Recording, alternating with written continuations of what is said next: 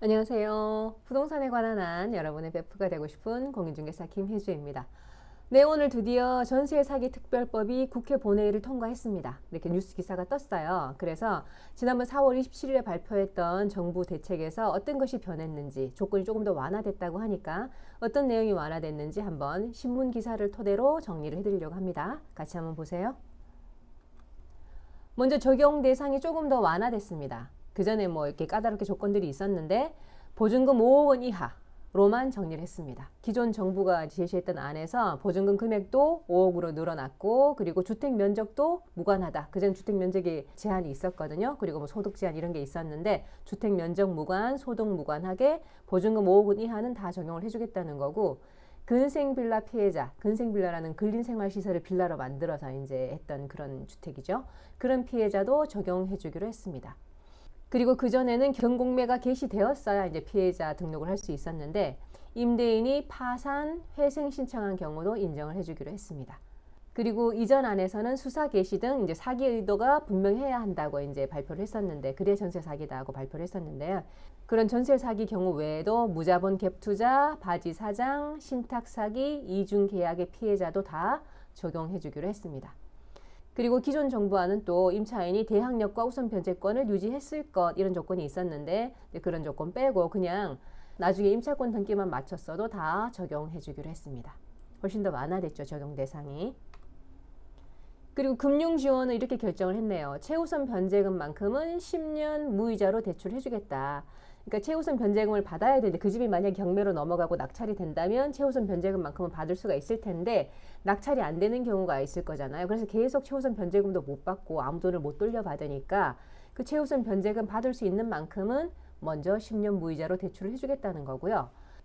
그리고 최우선 변제금을 초과하는 전세보증금은 저리 대출을 해주겠다는 겁니다. 최고 2억 4천까지 연 1.2%에서 2.1%의 저리로 대출을 해주겠다는 거고요. 그리고 기존 전세대출 이미 받으셨는데 이번에 보증금을 못 돌려받으니까 전세대출을 갚을 수가 없잖아요. 그런 분들한테는 최장 20년 무이자로 분할 상환할 수 있도록 해주겠다고 합니다. 그리고 경매나 공매 지원 한번 보겠습니다.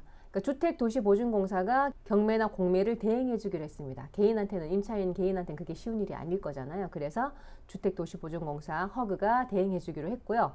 그리고 피해자와 그 LH에게 우선 매수권을 부여해서 그 집을 먼저 낙찰받을 수 있도록 해주겠다는 거죠.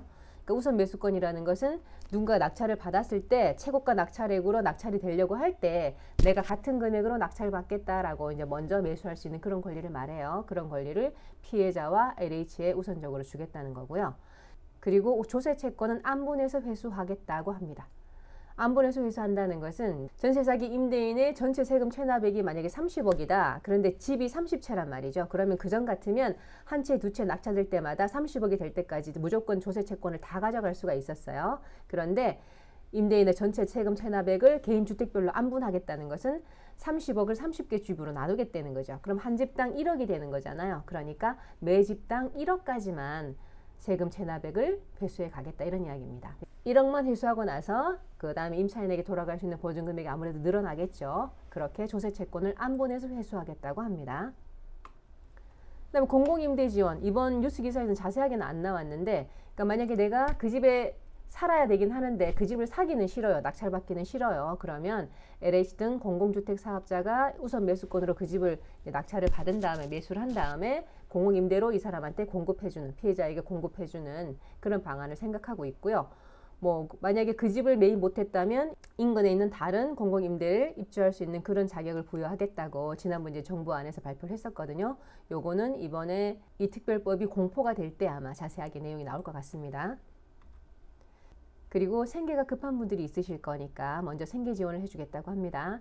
4인 가족 기준으로 월 162만 원의 생계비를 지원하고요. 또 월 66만 원의 주거비도 지원한다고 합니다.